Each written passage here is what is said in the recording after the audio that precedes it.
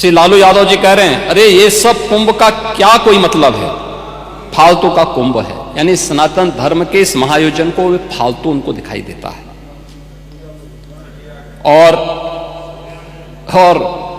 इनके एक और सहयोगी उससे भी 2 कदम आगे आकर के कहती हैं कि महाकुंभ मृत्यु कुंभ में बदल गया है।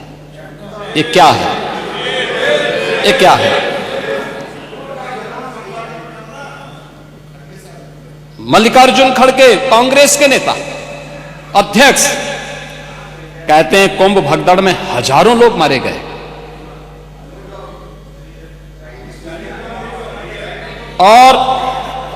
और जया बच्चन क्या कहती हैं? ये समाजवादी पार्टी की नेत्री हैं। इस देश ने अभी सबसे बड़ा मुद्दा महाकुंभ भगदड़ की घटना है। उन मृतकों की सही संख्या बतानी चाहिए और जनता को सफाई देनी चाहिए। उन्होंने आगे क्या बात कही? उन्होंने कहा व्यवस्थाएं आम आदमी के लिए नहीं बल्कि वीआईपी के लिए थी। शवों को गंगा में बहा दिया गया, इससे पानी प्रदूषित हुआ है। यही पानी लोगों तक पहुंच रहा है और ये इस प्रकार के गैर जिम्मेदाराना बयान समाजवादी पार्टी, कांग्रेस, आरजेडी और टीएमसी के नेताओं के द्वारा सनातन धर्म के जुड़े हुए सबसे बड़े आयोजन के प्रति दिए गए। महोदय, मैं जानना चाहता हूं कि क्या सनातन धर्म का अनुयायी बनना या सनातन धर्म के किसी आयोजन को भव्यता के साथ करना क्या कोई अपराध है? उस आयोजन को उन सीमाओं के साथ उस आस्था को सम्मान देकर के आगे बढ़ाना क्या कोई अपराध है? और अगर अपराध है तो हमारी सरकार इस अपराध को कर रही है और आगे भी करेगी, क्योंकि हम लोग ये मानते हैं सनातन धर्म इस देश का राष्ट्रीय धर्म है। सनातन धर्म की सुरक्षा में ही भारत के अंदर पल रहे हर मत और मजहब की सुरक्षा भी है और उनका सम्मान भी है और उनका गौरव भी है। और सनातन धर्म की सुरक्षा विश्व मानवता की सुरक्षा की गारंटी भी है।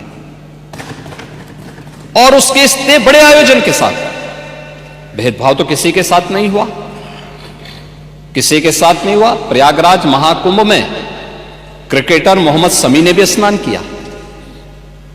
मुझे याद है हर जाति मत और मजहब के लोग अगर आए हैं श्रद्धा भाव के साथ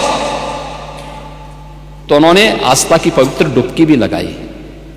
हां, अगर कोई चिढ़ाने के लिए आया है तो वहां पर उनको वैसे दुत्कार करके भगा भी दिया गया और यह होना भी चाहिए था। और इसीलिए मैं इस बात को मानता हूं, आप लोगों ने जो बात कही हमें यह सब बुरा नहीं लगता। इसलिए नहीं क्योंकि हम जानते हैं आपकी प्रवृत्ति है, क्योंकि हम लोग इस बात को मानते हैं कि संक्रमित व्यक्ति का उपचार हो सकता है, संक्रमित सोच का उपचार नहीं हो सकता। उसका कोई उपचार नहीं, वो अपने आप ही कुड़ता रहेगा। और इसलिए इस महान आयोजन को करने का अवसर हमारी सरकार को प्राप्त हुआ। और मेरा यह मानना है कि महान कार्य को 3 अवस्थाओं से गुजरना पड़ता है। याद रखना, उपहास से, विरोध से और अंततः स्वीकृति से। और स्वीकृति का इससे बड़ा प्रमाण क्या हो सकता है कि समाजवादी पार्टी के राष्ट्रीय अध्यक्ष भी जो शुरू से विरोध कर रहे थे अंततः चुपचाप जाकर के डुबकी लगाए। नेता प्रतिपक्ष भी हाँ, मैं अच्छी बात है, आपका अधिकार है, आपका अधिकार है ये, मैं तो आपको अधिकार दे रहा हूं। मैं ही कह रहा ना, नहीं 13 में आप नहीं जा पाए थे, क्योंकि 13 में जब आप जा रहे थे तब तक आपको फोन आ गया था, आप वापस हो गए थे, नहीं जा पाए थे। नहीं जा रहे, आप वापस आ गए थे। लेकिन इस बार आप गए थे, मुझे अच्छा लगा, आपने उत्तर प्रदेश सरकार की व्यवस्था की सराहना की और आपने मुझे प्रत्यक्ष नहीं लेकिन स्पीकर साहब को धन्यवाद दिया कि अच्छी व्यवस्था थी। और इसीलिए मैंने कहा ना, 3 अवस्थाएं उपहास की जिसको आप शुरू से उड़ा रहे थे, कुछ नहीं कर पाए तो आपने विरोध करना शुरू किया, और विरोध करते करते आज मुझे अच्छा लगा कि आपने उसको अपनी स्वीकृति भी दे दी कि हां अच्छा काम हुआ है, अच्छी व्यवस्था हुई है। ऐसे ही मोना जी ने भी किया। वो लोग विरोध कर रहे थे, फिर उन्होंने उसके बारे में तमाम प्रकार की बातें की। आज उन्होंने कहा कि इंफ्रास्ट्रक्चर का काम तो अच्छा हुआ। अच्छा, अच्छी बात है, क्योंकि काम हुआ है तो लोग बोलेंगे भी, क्योंकि लोग तो उन्हीं मार्गों से चल रहे हैं, सभी लोग चल रहे हैं। महोदय, प्रयागराज कुंभ के बारे में अनेक दुष्प्रचार किए गए, और दुष्प्रचार के अनेक माध्यम हैं। मैं पहले कुंभ के बारे में कहता हूं। कुंभ के बारे में जो बहुत सारी चर्चाएं यहां पर हुई हैं, और सभी माननीय सदस्यों ने भी इस बात को यहां पे उल्लेख किया है, जिसमें वेदों की परंपरा से परंपरा आती है। ऋग्वेद में भी इसका उल्लेख है कि कुंभम समारोह्य सुधाम पिबेद, यानी हम उस कुंभ में रखे अमृत को पीकर आत्मा को आनंदित करें।